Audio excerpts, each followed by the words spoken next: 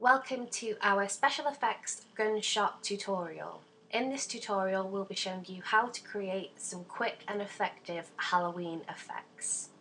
For this tutorial we'll be using a couple of special effects tools and equipment. All of these products can be bought from any online makeup store, or you might be able to find alternatives in a fancy dress shop. The first product you're going to need is the Ben Nye Nose and Scar Wax. So this is going to act as our fake skin that we're going to stick onto the forehead to create the gunshot wounds. The second product is spirit gum. So this is going to act as our adhesive that will stick the wax to the skin.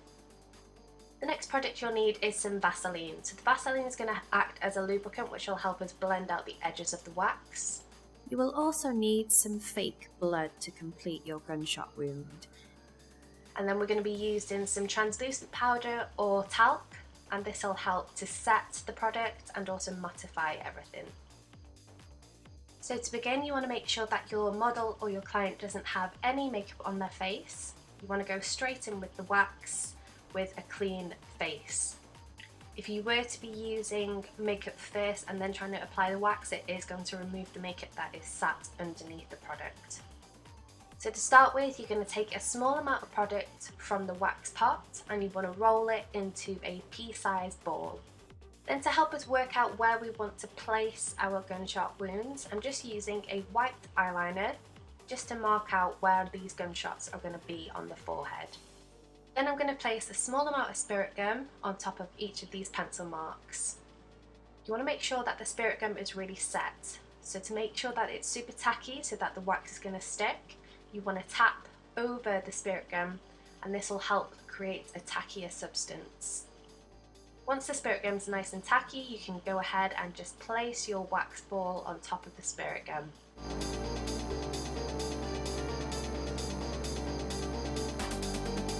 Use a tiny bit of pressure to push it in to make sure it's really stuck, and do the same with the rest. Once your wax balls are securely in place, we then want to start blending down the edges. So it's important when you start to blend the edges that you are just crimping down the outer edges of your wax ball. You want to create almost like a volcano shape with the ball so it stays more built up in the middle, but it's blended out onto the edges of the skin. For this, I'm using a spatula and I'm loading my spatula up with the Vaseline. So the Vaseline is helping me to get a smoother blend with the wax. If you don't use Vaseline or any other type of lubricant, then you will find that the wax will pull on the spatula and will ultimately come off the face.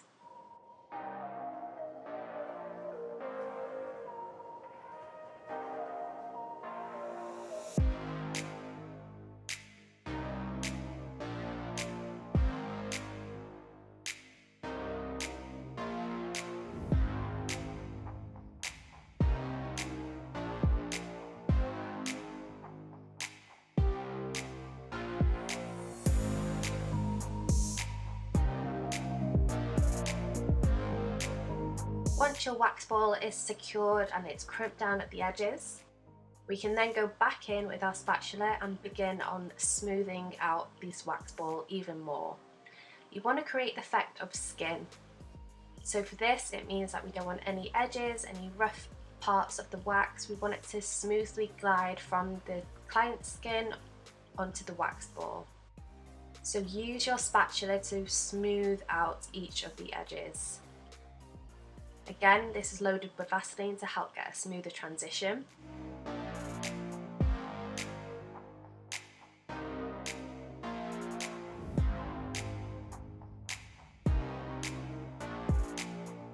When you feel like you can't work with the spatula anymore, this is when I'm going to switch to my finger. And I'm going to use my finger, again coated with some Vaseline, just to help smooth down those edges so that we get a really nice clean finish.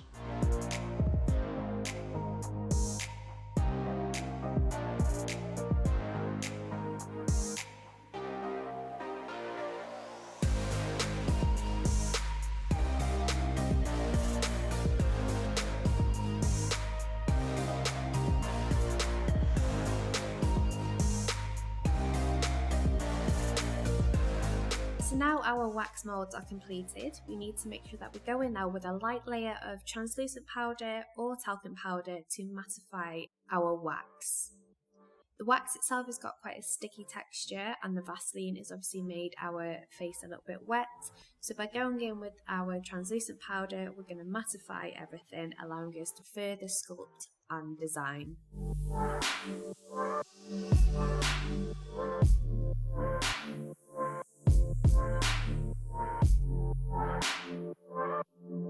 Now we're going to move on to the most fun part of this whole look. So we're going to start creating our gunshot holes. For this, all you need is an earbud. I'm going to lightly coat one side of the earbud with Vaseline, and then you're going to push that coated side into the wax. So push through the wax at the center point, and then slowly start twisting the earbud. By twisting the earbud, once it's in the wax, will allow you to create a nice deep hole. It'll also stop the edges of the earbud pulling off the wax as you pull it out. And there we go, we have a really nice, effective gunshot hole in the face.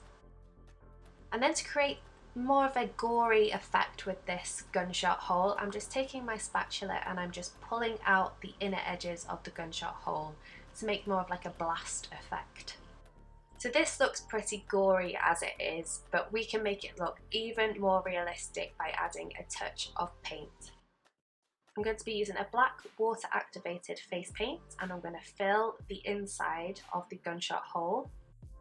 I'm then taking my Mayron bruise wheel, and I'm going to be using the dark and the light red cream shades from this palette.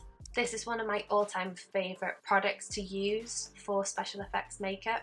If you don't have this, you can use alternative red cream based products. So I'm going to start by using the lighter shade red and just stippling this on the outer edges of the gunshot hole. I'm using a soft eyeshadow brush just to help me create a softer effect. We don't want to paint on a full pigmented look with this. You want to just lightly stipple a small amount of product around the outer edges, and this will create like an irritated effect on the skin.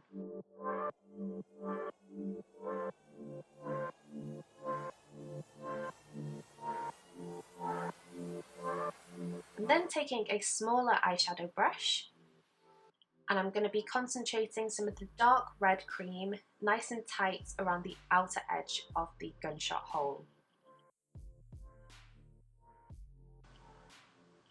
You can go back and forth with this technique until you're happy with the irritation effect. I would always recommend going in with a small amount of product, as you don't want to kind of completely mask over the wax. You still want that skin effect to shine through.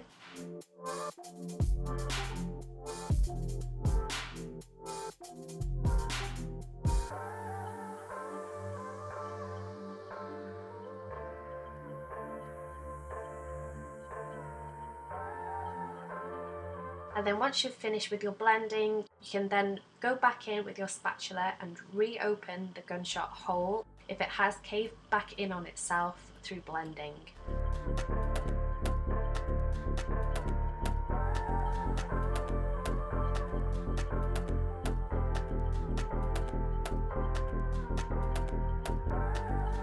Then you're going to pick up the lighter red cream paint and you want to fill the inside of the gunshot hole. This is going to create a really nice gory effect, almost as though the insides are showing.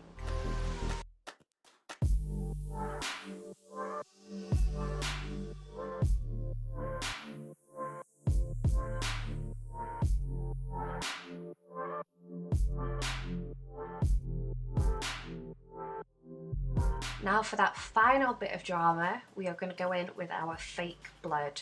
Now for this, you want to make sure that your model or your client has got their head tilted right the way back. You're going to pick up a tiny bit of your fake blood on a cotton bud, and you're going to begin filling the hole of the gunshot wound.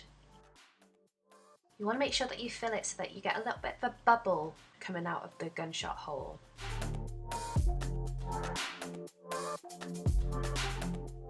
Then once you're happy with how much you've got in your hole, slowly ask your client to tilt the head forward Make sure you have a cotton pad at hand to cover the client's eyes in case any blood might drip into them. And then as they tip their head forward, you'll be able to see this really natural dripping effect. This looks so cool and is probably the best bit about this whole look. You can then go back in with your spatula and manipulate some of the blood stroke if you want to add a little bit more blood trickling down the face. Please remember to work extremely carefully when working so close to the eyes. If you do feel like this is something you might struggle with, then you can always ask an adult or someone else to help you. And here is our finished look. Don't forget, if you want to take it to the next extreme, you can always add a pair of contact lenses, smear that blood over the mouth, and you've got yourself a really creepy zombie look. Thank you so much for watching this tutorial. We hope you found it helpful, and we cannot wait to see the recreations of your gunshot effects.